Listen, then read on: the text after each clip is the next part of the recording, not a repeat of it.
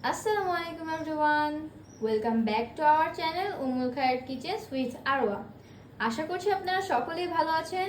আলহামদুলিল্লাহ আমরাও ভালো আছি। আপনারা অনেক রকমের ভর্তা খেয়েছেন, কিন্তু এটা একটু ভিন্ন। আজ আমরা বানাবো গোস্তের ভর্তা। হাতের কাছে থাকা সব উপকরণ দিয়ে ঝটপট তৈরি করে ফেলুন এই ভর্তাটি। এই কোরবানিতে এত রকম রেসিপির ভিড়ে সিম্পল এই রেসিপিটি বানিয়ে ফেলুন সবাই। আশা করছি তা আপনাদের কাছে মন্দ লাগবে না। তো চলুন আর দেরি না করে রেসিপিটি সম্পূর্ণ দেখে নেওয়া যাক। তো গোস্তের ভর্তা বানানোর জন্য আমাদের এখানে যা যা লাগছে তা হলো গোস্ত আধা কেজি।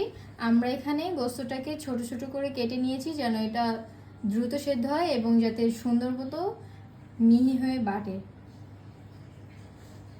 এবার আমরা দিয়ে দেবো এর ভিতরে পেঁয়াজ কুচি 1/4 কাপ, দিয়ে দিচ্ছি রসুন কুচি 1/4 কাপ, দিয়ে দেবো আদা কুচি কয়েকটা, দিয়ে দিচ্ছি জিরা গুঁড়া 1 টেবিল স্পুন, হলুদ দিব পরিমাণ মতো, লবণ দিয়ে দিচ্ছি পরিমাণ মতো। আমরা এবার দিয়ে দিব কাশ্মীরি রেড চিলি। এটা দিলে আপনাদের গোস্তের ভর্তাটার স্বাদ বেড়ে যাবে এবং ঘ্রাণও হবে অনেক সুন্দর এবং এটার কালারটাও অনেক সুন্দর আসবে। আমরা এটার ভিতরে দিয়ে দিব কয়েকটা কাঁচামরিচ। এবার আমরা তেল দিয়ে দিব, সরিষার তেল, সামান্য একটু সরিষার তেল দিয়ে এবার আমরা পরিমাণ মতো পানি দিয়ে এটাকে সেদ্ধ করে নেব।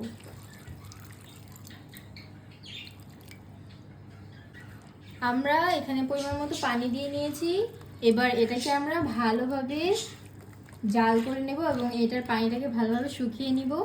এখানে আমরা নিয়ে নিয়েছি কিছুটা পেঁয়াজ এবং শুকনো মরিচ। এটাকে আমরা ভালো করে তেলে ভেজে নিব। আমরা আমাদের ভর্তাটা হয়ে গেলে লাস্টে আমরা পেঁয়াজ এবং শুকনো মরিচের এই তেলে ভাজা জিনিসটাকে দিয়ে মাখিয়ে নেব। আমাদের গোস্তটি সেদ্ধ হয়ে গেলে আমরা এটাকে শিলপাটায় কিংবা ব্লেন্ডারে বেটে নিব। তো চলুন গোস্তটি সেদ্ধ করে নিয়ে আসি। আমরা গোস্তটিকে সেদ্ধ করে বেটে ফিরে এসেছি। এবার আমরা আমাদের ভেজে রাখা পেঁয়াজ এবং শুকনো মরিচটি দিয়ে ভর্তাটিকে সুন্দর করে মাখিয়ে নেব। আমরা নিয়ে নিয়েছি পেঁয়াজ, ঝাল, দিয়ে দেব সামান্য পিঙ্ক সল্ট। আমরা গোস্তটির ভিতরে কিন্তু আমরা অল্প লবণ দিয়েছি। এখন আমরা পরিমাণ মতো লবণ দিয়ে ভর্তাটিকে মাখিয়ে নেব। আমরা আমাদের ভর্তাটির স্বাদ দ্বিগুণ করার জন্য এখানে দিয়ে দিচ্ছি সরিষার তেল। আর ভর্তা মানেই সরিষার তেল। ভর্তার আসল জিনিসই কিন্তু সরিষার তেল, পেঁয়াজ এবং ঝাল। যেন স্বাদ এবং গন্ধ দুটোই ঠিক থাকে। ভর্তার ভিতরে যদি আপনি সরিষার তেল না দেন তাহলে কিন্তু এটার টেস্ট আসবে না।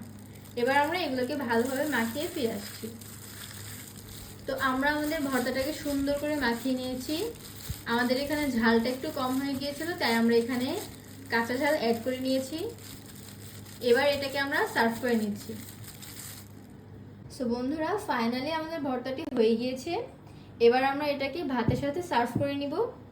আপনারা চাইলে এটা ভাত, খিচুড়ি কিংবা অন্য ভাত আইটেমের সাথে সার্ভ করে নিতে পারেন। এবং গরুর গোশতে কিন্তু অনেক উপকারিতা রয়েছে, প্রোটিন, ভিটামিন, খনিজ সহ বিভিন্ন উপাদান রয়েছে। ভর্তার সঙ্গে যদি কিছু লেবু এবং বোম্বাই মরিচ হয় তাহলে কিন্তু ভর্তাটা আরও জমে যায়।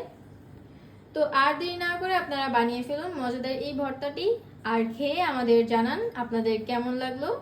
আপনারা যদি নতুন কোনো রেসিপি চান সেটা আমাদের কমেন্ট বক্সে জানাতে পারেন। রেসিপিটি ভালো লাগলে লাইক, কমেন্ট, শেয়ার করতে ভুলবেন না এবং নিত্য নতুন ভিডিও পেতে আমাদের চ্যানেলটিকে সাবস্ক্রাইব করে পাশে থাকা বেল বাটনটি বাজিয়ে দিবেন এবং আমাদের সাথেই থাকবেন। আমাদের রান্নার উপকরণগুলো কিন্তু আমাদের ভিডিওর ডেসক্রিপশন বক্সে দেওয়া থাকবে। আমাদের একটি ফেসবুক পেজ আছে, আপনারা আমাদের ফেসবুক পেজটিতে লাইক এবং ফলো দিয়ে আমাদের পাশেই থাকবেন। ফেসবুক পেজটির লিঙ্কটিও আমাদের ভিডিওর ডেসক্রিপশন বক্সে দেওয়া থাকবে। ভিডিওটি দেখার জন্য আপনাদের সবাইকে ধন্যবাদ। দেখা হবে অন্য কোনো রেসিপিতে। সে পর্যন্ত আপনারা সবাই ভালো থাকুন, সুস্থ থাকবেন, আমাদের সাথেই থাকবেন। আল্লাহ হাফেজ।